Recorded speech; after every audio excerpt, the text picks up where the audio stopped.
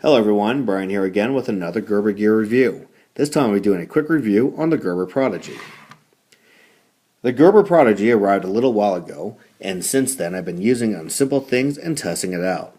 So far I like what I see. I haven't used it as much as my late Gerber LMF II or the Bear Grylls Ultimate and Pro survival knives, but so far this blade, like its relatives, has impressed me. The blade is full tang, utilizing 420 HC stainless steel with a blade length of 4.75 inches, giving it an overall length of 9.75 inches. It's made in Portland, Oregon, and according to the Gerber website, they claim that the blade is a fine edge. But anyone who has one can tell you that's actually utilizing a Hapster rated edge. My guess is that they're making a full fine edge in the near future. As you can see here on this blade, I've added a few modifications to the sheath. To start, I used the original pouch that came with the Gerber suspension tool, 550 paracord, and an extra belt buckle since I personally do not like how Gerber makes belt loops. And a quick shout out to YouTube viewer Jack Donovan, since it was his suggestion that I add a compass and make a custom sheath. Well, Jack, I don't make sheaths, but I definitely can tell you I modified the current sheath, and as for the compass, I'll soon be sewing on a watch compass to the outside shortly. So let's jump in. To begin, as you can see here, I did put in a few survival items into the attached pouch. These items may or may not be the items I will keep in there, since I only put them there to see what fits. Inside, I have added the Bear Grylls Ultimate Survival Knife, Survival Knife's Fire Starter. And this is actually one of many that Gerber has sent me. In fact, they recently sent me two more without me asking for them. I've added my survival fishing kit, a 13-gallon trash bag, and two fishing bobbers. To attach the pouch, I used one of the two Velcro straps that comes with the sheath, as you can see here. The reason why I used only one of two is that it could only reach one, it couldn't reach the other. And to fix that, I secured 550 paracord and looped that through the attached holes on the sheath here. And as my usual fashion, I added even more 550 paracord, as well as the belt buckle that I aforementioned in this video. Another thing real quick before I get into this blade, those of you who actually have this blade may recall that there are actually two straps here. I did not cut off the other strap. I know some of you like to do that. I like to keep it on there because that second strap that you see right here, while it may seem redundant, you actually would disconnect this one and fold it in.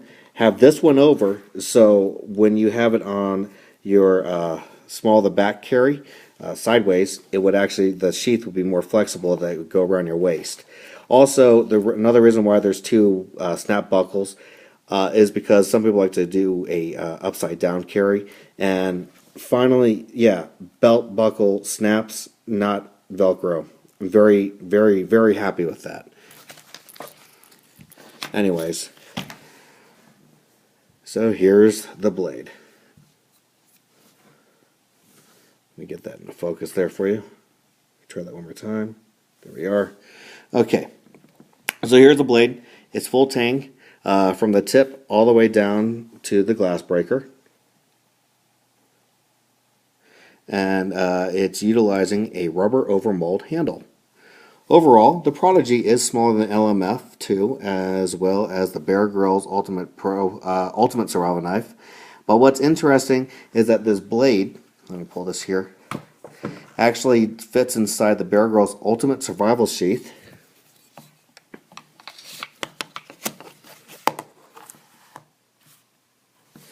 And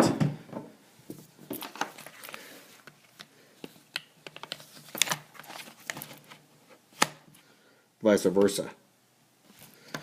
The one thing, oh yeah, and also it works really well on the LMF II if I still had it, but unfortunately I don't have it, and I'll explain more into detail what happened there.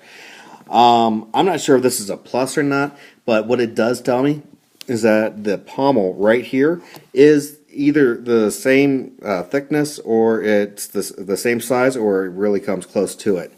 On the back of the blade, you'll notice that there is a window smasher, and if you look closely, let me see if I can get that in focus there for you. If you look closely here, you'll see that I did scratch it up quite a bit. I went to Pick and Pull, bought a few windows attached to cars for the sole purpose of me going right through them. And it took me, the first window, it took me a few whacks at it, and when I finally went through it, I mean, I went through it. That's why the plastic here, it's all scratched up. It looks like I got some glass powder there still. And the second one, I went through it a little bit easier because I think I was a little more confident on what this blade was actually going to do to it. Let's see here. The only downside that I could see with this knife here, let me get that squared in. The only downside I could see on this knife here is that it's actually made for smaller hands. It's not made for the bigger hand. If you want a knife that's made for your bigger hand, I would recommend going with the LMF II or the Bear Grylls Ultimate and Bear Grylls Pro survival knives.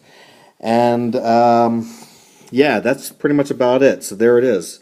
The Gerber Prodigy survival knife. And if I recall, now when I think about it, on the website I believe it's underneath their tactical line, but don't quote me on that if I'm wrong. Just a quick note on my late Gerber LMF II blade. This review was actually supposed to be on that blade, but unfortunately the airport security saw it fit to remove it from my check-in luggage at the airport and refused to give it back to me since they claimed they had no idea where it went. In short, they stole it. But since I don't have any proof that I put the blade in my bag, I am sorry to report that one of my Gerbers has been stolen and therefore lost. I will ask Gerber for another one and hopefully they'll send it to me. But I'm just happy they didn't take the Prodigy that was sitting right next to it. Anyways, this is Brian signing off for now, and I'll talk to y'all later. Okay, bye-bye.